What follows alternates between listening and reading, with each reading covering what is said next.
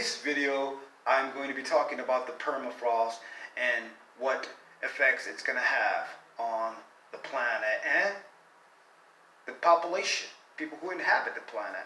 Okay, so when the permafrost melts, there will be organic material that's inside the permafrost is going to be eaten by microorganisms, okay?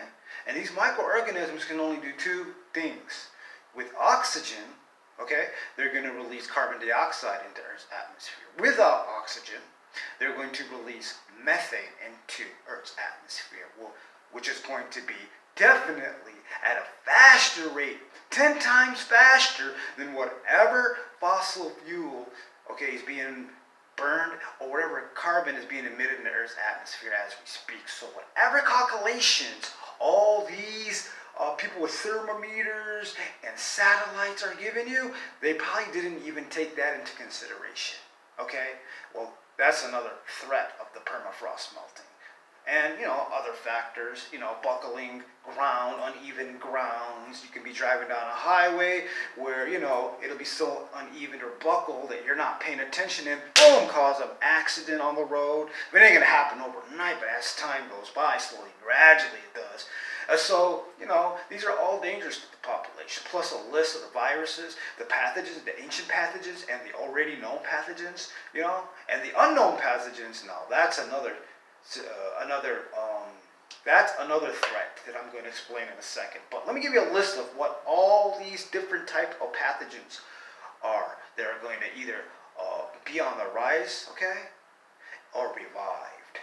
Now, the ones are going to come, they're going to be basically revived. They're going to be things like anthrax, the old flu and the smallpox, and the bubonic plague, and then the things that we have to worry that'll be on the rise are things like cholera, Zika,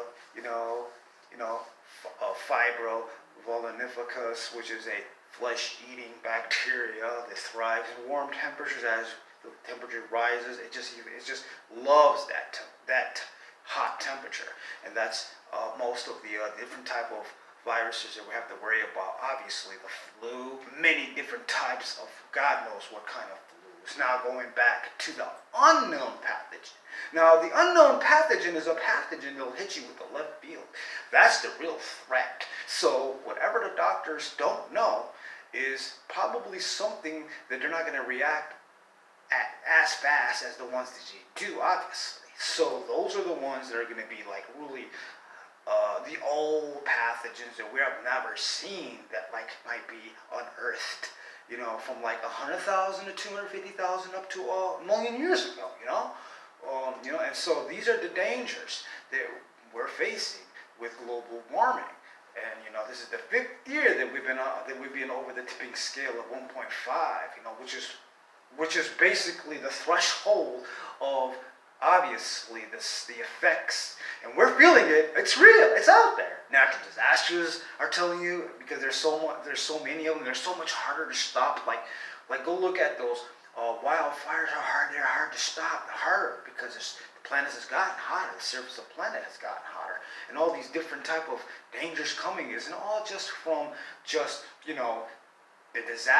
natural climate disasters. And there's more dangers than that's going to happen from it. So you have to take all these in consideration, and this is not rational. This is not unrational. This is rational. These are real numbers that places like NASA, the NASA program, is telling you, and people on with thermometers are all telling people that 2016 was one of the hottest years that we've ever had on record, and only God knows how hot it is this year, that record's going to be broke. You already know that. So there's no way we're going to be sitting on that 2016 record. And, so in 2002, there was a satellite shot up, and it was called the Aquila satellite. And so they used an infrared device to read the surface of the Earth.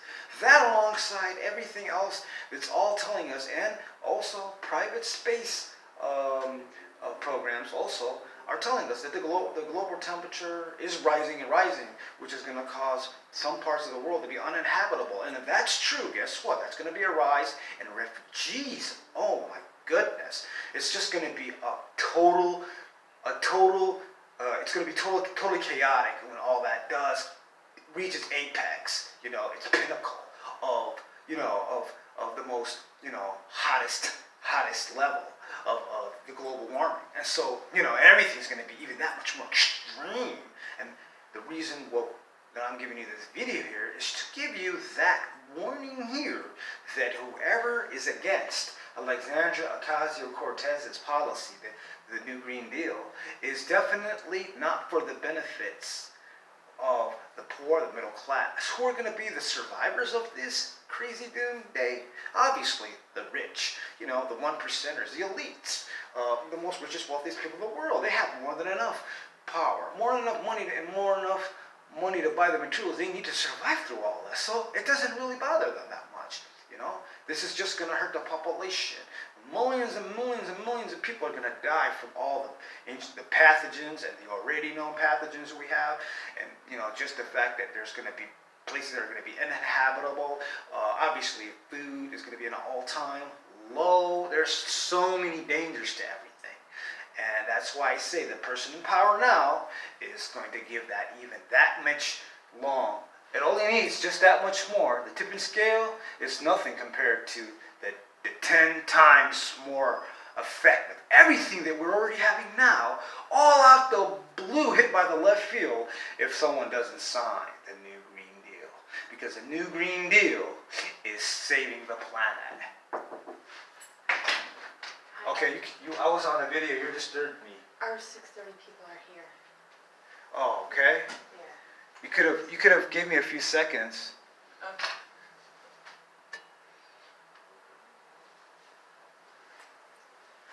I had something really serious going on here.